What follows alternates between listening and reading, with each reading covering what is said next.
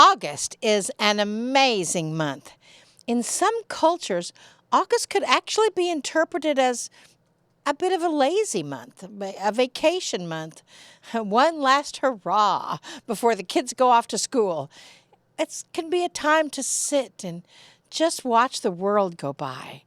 Well, that is part of August in 2023. After all, it is a 6 month. August is the 8th month of the year, so 8 plus 7, 2023 equals 7. So 8 plus 7 is 15, and 1 plus 5 equals a 6. And 6 is the number of harmony. 6 is also the number of giving birth to new ideas. 6 is also the number to pay attention to your material possessions. What a wonderful number 6 is. Harmony. Because we are relaxing just a bit before the flurry of going back to school. And you know what I find odd is that even if you don't have any kids, there's still a flurry in the energy with the end of August, kind of that going back to school energy. It is an interesting anomaly. New ideas, giving birth to new ideas. It will be a time to sit and visualize those new projects that you are wanting to give birth to. Or it is a time for their completion as you are giving birth to those new creations that you are working with. Material possessions? Clean out that closet.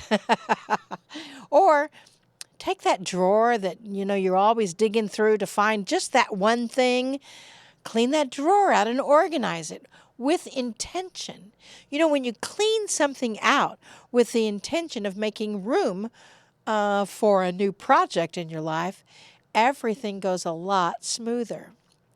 Now, that is one aspect of August, the 6th. There are others. There's 2 supermoons. Yes, I said moons. 2 moons because there's 2 full moons of the month, and they're both considered super. That's when they're closer to the earth than any other time, so they appear bigger, larger, super. And they also, one of them, the second one, is the blue moon of the month.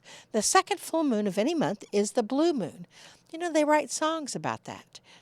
Blue moon, da-da-da. Well, anyway, that increases the energy that folks have around the full moon. Many times during the full moon, the emotions go a little bonkers. Well, you'll have 2 opportunities to go bonkers in this month, and the moon's going to be closer, so go wild. Why not? Now, celestially, it's the month of the Perseids meteor shower.